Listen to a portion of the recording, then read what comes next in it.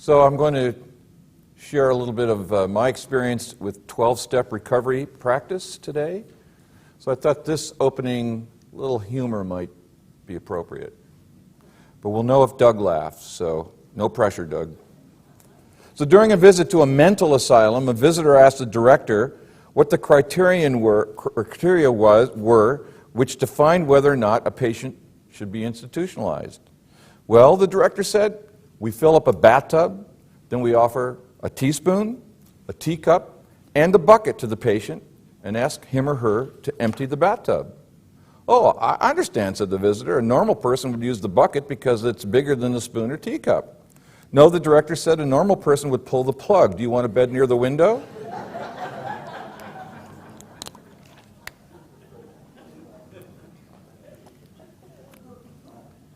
Joe had been seeing a psychoanalyst for 4 years for treatment of the fear that he had monsters under his bed.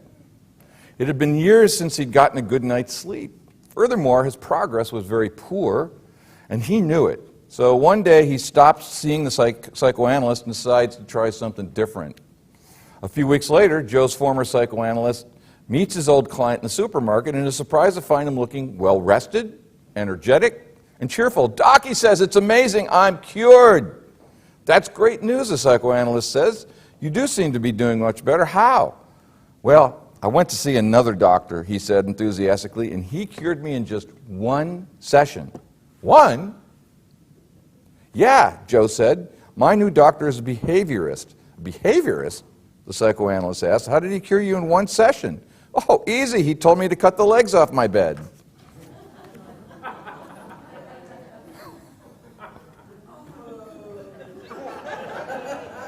Take your time.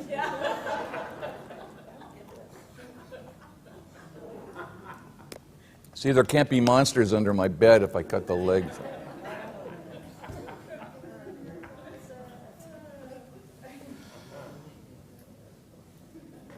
So did everybody get the booklet on unity and recovery that we passed out? So last week we explored the form of prayer that we use here in Unity, affirmative prayer, and we got to take a little visit in our minds, a virtual visit to Silent Unity. We got to pray together. So today I want to share my experience with another form of prayer that I learned through the 12 steps of Alcoholics Anonymous. I'm happy to note that Unity churches around the country have often hosted AA groups in their premises or some of the spin-off groups. Although I'm not an alcoholic, I am an adult child of alcoholics. Adult Children of Alcoholics, or ACA, is one of dozens of recovery programs that are inspired by AA, Alcoholics Anonymous. Groups such as Al-Anon for family members of alcoholics, Alateen for teenagers who deal with alcoholism, Narcotics Anonymous, Overeaters Anonymous, Gamblers Anonymous, and so forth. What we all share in these programs in common is the struggle with many forms of addiction, which can be defined as the way we mask deep emotional traumas formed in childhood that were left untreated. This addiction leads us to believe that we are separate and alone, unworthy of God's love. Now, I've shared with you before some of the emotional disruptions I experienced as an infant and a young child. I grew up in an alcoholic and often emotionally violent family. My parents were only 22 when I was born. They drank and their parents drank, and drinking was just in the environment as far back as I can remember. Just after my first birthday, my brand new brother Michael was born and died in the hospital. My mother had Rh negative blood type, which impacts the health of infants, and of the next 9 kids that were born, 4 died, and 2 almost didn't make it because of this Rh negative factor.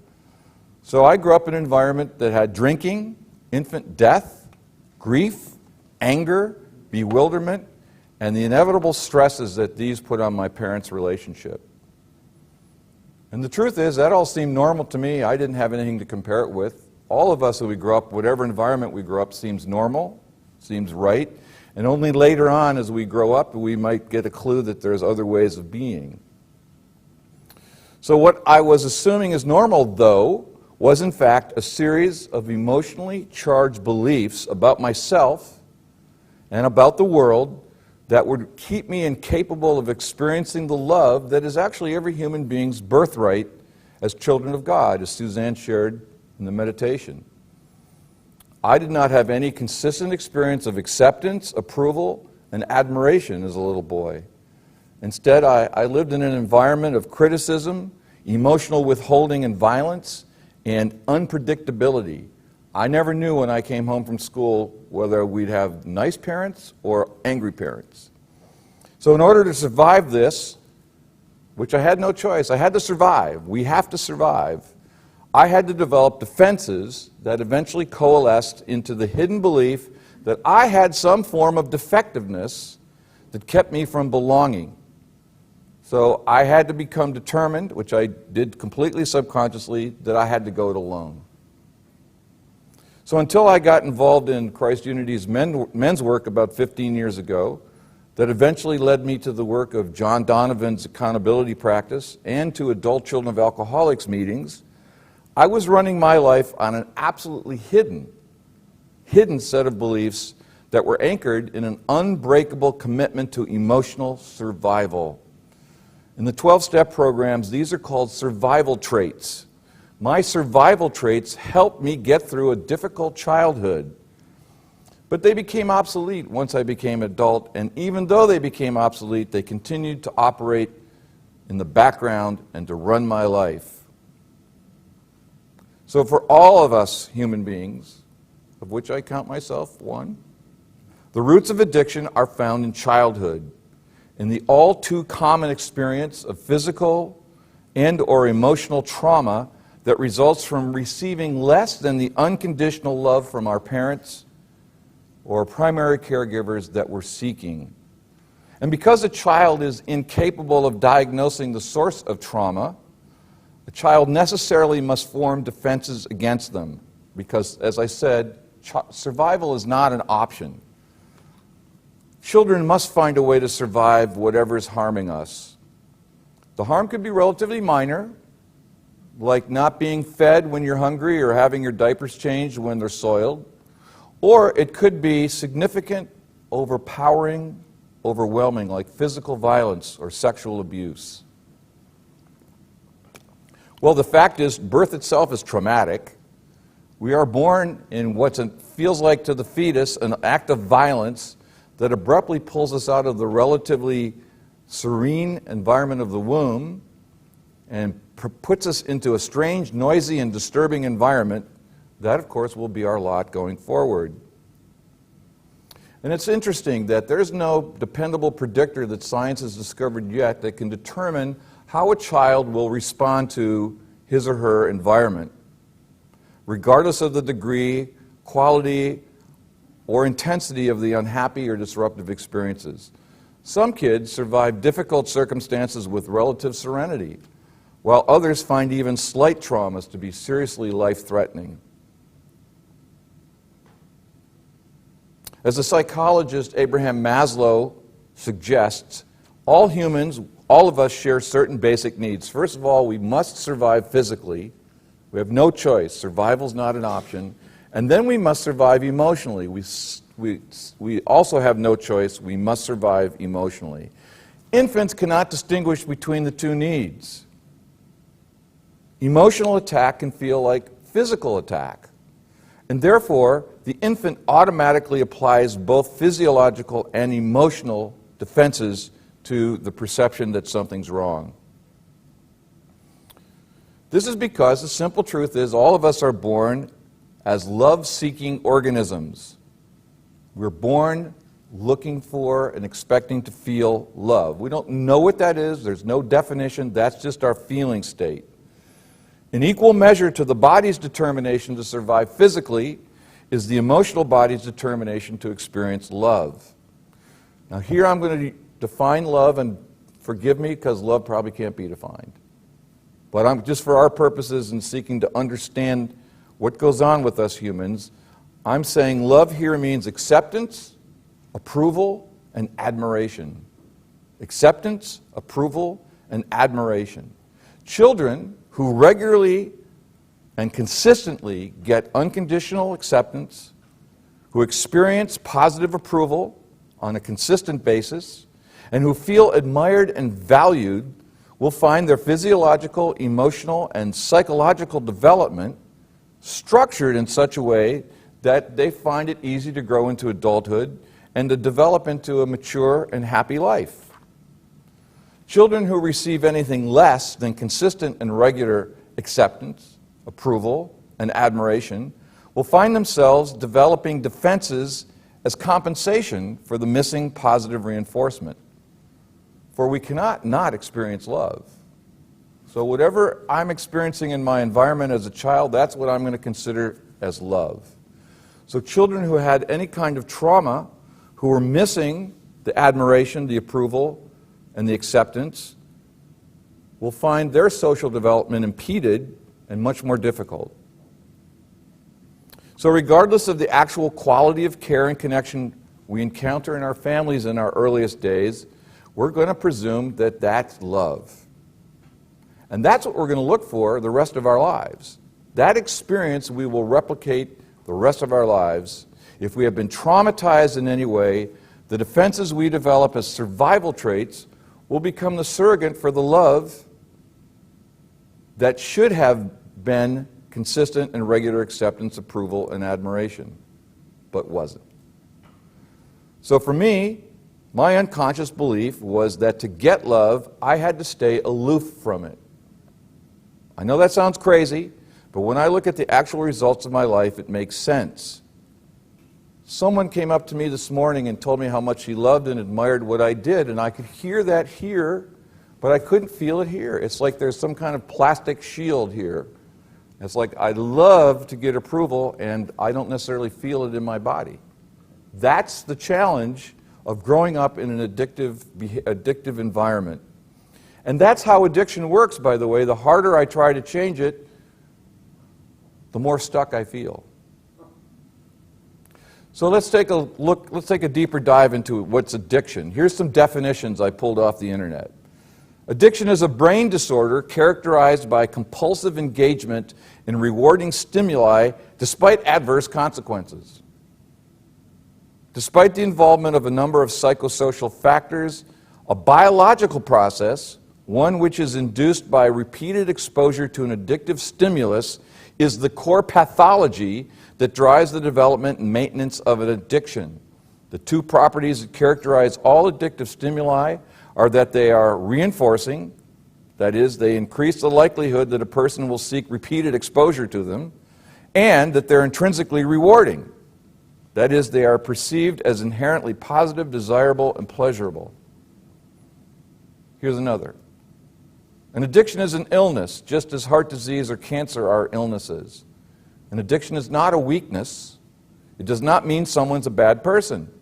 People from all backgrounds can get an addiction. It doesn't matter if you're rich or poor. It doesn't matter where you live. It doesn't matter if you went to college or not. It doesn't matter whether you're in unity or another religion. An addiction can happen to anyone and at any age. A third, addiction is a complex disease, often chronic in nature, which affects the functioning of the brain and the body. It also causes serious damage to families, relationships, schools, workplaces, and neighborhoods, and I might add, to our nation and our world.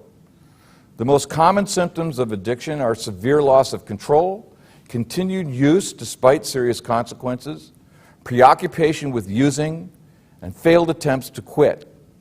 Addiction can be effectively prevented, treated, and managed by healthcare professionals in combination with family or peer support. 40 million Americans, age 12 or older, 40 million Americans, or more than 1 in 7 people, abuse or are addicted to nicotine, alcohol, or other drugs. This is more than the number of Americans with heart conditions, diabetes, or cancer. And these are just substance addictions. But here's the tough part. Here's the part that's difficult for us to appreciate until we look at it in our own situation. Ultimately, addiction is not to the substance, such as alcohol or opioids, Nor is addiction to the behavior, such as sexual compulsion or obsession to focus on work. Rather, the addiction is to the chemical reactions, the so-called interior drugstore, that these substances or behaviors induce in the brain. The brain releases the neurotransmitters endorphins, dopamine, serotonin, and oxytocin in response to pleasurable sensations. And as it turns out, even happy thoughts and beliefs can produce these stimuli or these neurotransmitter secretions. And just to make it more complicated, the brain doesn't just get hooked on the pleasurable secretions. Chronic stress can also get to the brain, can also get the brain to become addicted to secretions of cortisol, adrenaline, DHEA, and norepinephrine. So physiologically, at the level of body, recovery from addiction is the process of changing our brain chemistry to support a new and more powerful set of beliefs about ourselves and our world. Psychologically, recovery can be said to be the interior journey from belief that everything is wrong with me, my life, and the world, to understanding that nothing is wrong, everything is in its place, God's got it all taken care of. I move from I'm not safe in this world to I'm completely safe, taken care of. So like unity, the 12 steps of Alcoholics Anonymous and its various offshoots offer practical tools for its adherents to overcome self-doubt, self-pity, self-condemnation, and discover the wonder of our own being as beloved children of God. I was listening to Suzanne as you opened your meditation and you talked about, can we put aside our monkey mind? And I had a little voice in my head saying, not fat chance. Self-doubt, self-pity, self-condemnation. So the crucial focus in the 12-step program is not the steps themselves, important as they are, as much as it is the meeting of the fellowship.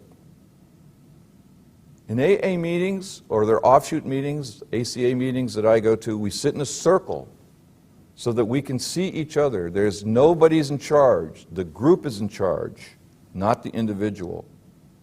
Because AA implicitly understands and applies the two or more principle, again, that Suzanne shared with us in the opening today.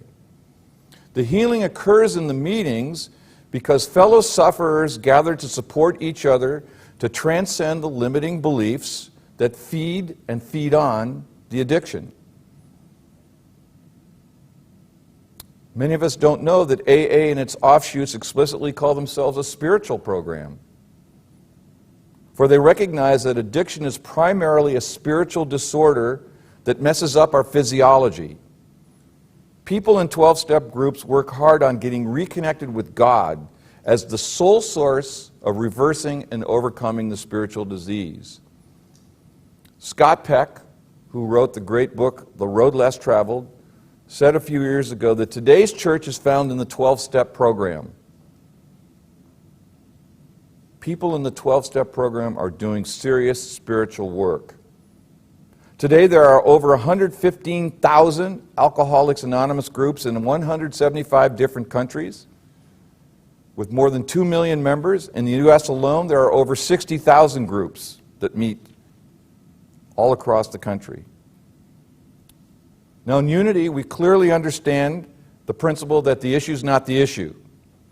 That whenever we suffer, it's usually the result of our putting the focus on the wrong thing.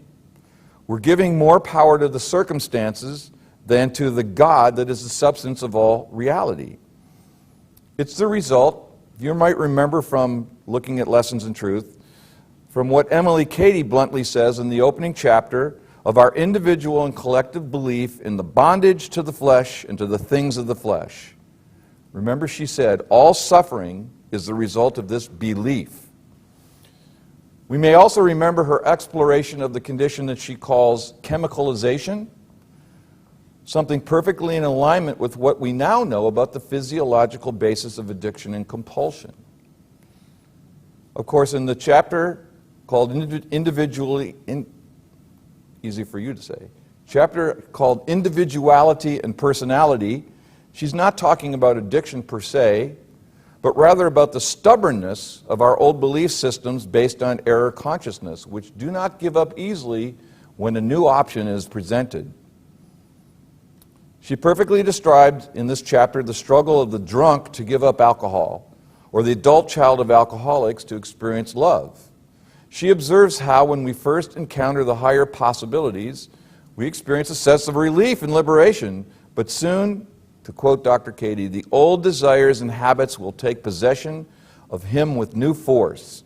All the new beliefs that lifted him up for a few days will seem like failures, and he seems on the verge of breaking up generally. What has happened, she asks. Why, simply this. There has been a clash between the old condition, which was based on falsehood, fear, and wrong ways of thinking, and the new thought or the truth entering you. The old mortal is kicking vigorously against the truth. The survival traits are seeking to survive. You have a feeling of discouragement or a fear, a feeling such as one would have if caught at something disreputable. Do not be frightened, she says. Something higher and better always results. So this state of internal aggravation that occurs in this clash is what she calls chemicalization. And since this state of internal aggravation has a physiological presence in our brain chemistry, it is extremely difficult to transform. In fact, in both Unity and the 12-step work, we admit that we ourselves do not have the power to bring about this radical shift in consciousness. The good news, of course, is that God does and will help us heal.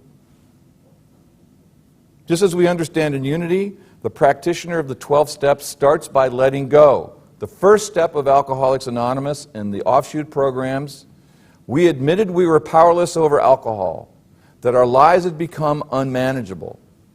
In Adult Children of Alcoholics, we say, we admitted we were powerless over the effects of living with alcoholism and that our lives had become unmanageable. We start by saying we don't have the power. Most of us in a recovery program ended up in that program because everything else we tried failed to bring us serenity, to bring us love, to bring us connection, to bring us peace. This is not surprising, given the nature of the internal addiction system, because it, as Dr. Katie points out, it wants to hold on for dear life. It came into existence to defend us, and it simply cannot give up this mission voluntarily. Step 2, once I admit I am powerless to change my life, I can't do it, I am forced to find another means of transformation or die. Because I can't go on living like this. The second and third steps say, we came to believe that a power greater than ourselves could restore us to sanity. And we made a decision to turn our will and our lives over to the care of God as we understood Him. So the first 3 steps are the willingness to surrender steps. But that's not enough. That's a good start. We come to the next step. The next steps require us to face up to the truth about ourselves without blame, without judgment. I must be aware of exactly what it is I'm going to be asking God to do for me. Myrtle Fillmore was willing to face her beliefs about disease before she could, with God's help, replace them by patient application of denials and affirmations. She had to realize that she was believing in her disease, and that was the first step she needed to take before she could ask, through the affirmation, I'm a child of God, I do not inherit disease, for healing. So in AA's 4th step, we made a searching and fearless moral inventory of ourselves. We took an honest look at what we were believing about ourselves. So I faced the truth about myself, I admit it out loud, I own it, I become willing to see myself as I am, and not through the error consciousness that I'd been applying to myself and the world before. So having made this inventory in step 6, we admitted to God, to ourselves, and to another human being the exact nature of our wrongs. Now, how relieving is it to finally let go of a deep, dark secret I've held about myself for a long time? Just to let it out. Let go of the shameful beliefs, the critical judgments, the acts of cruelty and violence that I've been doing to myself and others. So at that moment, like the prodigal son, we are ready to return to the house of the Father, to seek forgiveness and enter into the love and peace that were, as Suzanne said in her meditation, our original birthright. In step 7, we state our willingness to let go and let God. And in step 8, we humbly asked Him to remove our shortcomings. That's the AA formula. In ACA, we say we humbly asked our higher power to help us with our healing process. In the next 2 steps, we take action.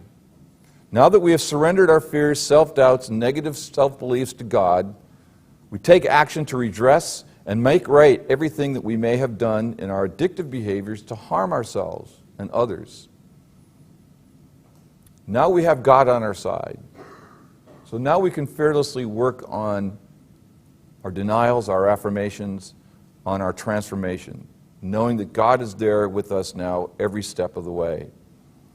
So the last 3 steps in the 12-step process are the practices we turn to deepen our conscious contact with God, to realize our new conscious beliefs, as Emily Cady would put it, to realize spirit within. The 10th step commits us to keeping an eye on the old behaviors, and when they show up, as inevitably they will, we use our new tools to get us back into alignment, or to get us back into higher consciousness, to get us back into the Christ of ourselves. And we do the same thing in Unity, don't we? We develop a regular meditation practice that helps us see our thoughts and feel our emotions as they show up. And then we can apply our denials and affirmations to keep us in alignment with Spirit. And then we gather in fellowship to support one another as we work together on these practices. In the 12 steps, the 11th step makes this explicit. The 11th step is we sought through prayer and meditation to improve our conscious contact with God, praying only for the knowledge of His will for us and the power to carry that out. And the 12th step seals the deal. Having had a spiritual awakening as a result of taking these steps, we tried to carry this message to alcoholics and to practice these principles in all our affairs. So in the spiritual practices of both Unity and the 12 steps of recovery, we seek to discover not only the wonder of our own being, but the unfailing, supportive, delighted love of God as expressed to us by the people in our communities. When I sit in 12-step meetings and I witness people courageously telling painful truths and asking to be relieved of their suffering, I'm touched and moved. I've listened to some horrendous stories of heartbreaking sexual abuse, other kinds of traumas that people have experienced. I've listened to heartbreaking stories of people compulsively repeating the same behaviors over and over again. People looking for release of this chemical cocktail in their brains that keeps us tied to old behaviors because we have to survive. The feeling is that we have to survive, but the mistake, the error consciousness is that we believe we have to survive on our own. When we work through the 12 steps, we come to realize that we don't do this on our own. In fact, we can't do it on our own. We can turn our lives and our wills over to our higher power, and healing will begin. When I sit in the 12-step meetings, I'm conscious of the truth that we say here, when 2 or more are gathered in my name, there I am. I feel the divinity when people unburden themselves by telling the truth and being willing to be vulnerable in front of a group of strangers.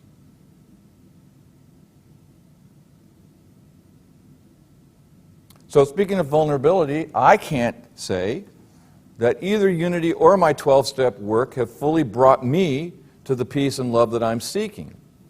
But on the other hand, by doing the spiritual work suggested in both environments, and by doing so in the company of others equally committed to the conscious connection with God, I do experience joy, I do experience peace more frequently than I ever have before, and the really cool thing is it often shows up in times I don't expect it to show up at all. Last week we sat together in prayer. We turned our chairs so that we could face one another. This is the same thing that we do in our 12-step meetings. We look each other in the eye and we behold the Christ in one another, not as a theoretical construct, but as a practical living presence. And I know that when I lose faith, when my addictive behaviors still show up, when that crazy voice in my head, the monkey mind that Suzanne talked about, decides to chatter on, I no longer have to be in charge of that. I can look at you. I can share my vulnerability. I can share my fears. I can share my doubts, knowing that there's nothing wrong with that, that when you look at me, the same way when I look at you, I see only beauty. I see only power. I see only integrity. And when you give that gift back to me, that's how the healing occurs. When two or more are gathered together in my name, I am. And as we say in our closing prayer, everything, all is well. We don't say everything is well. We say all is well.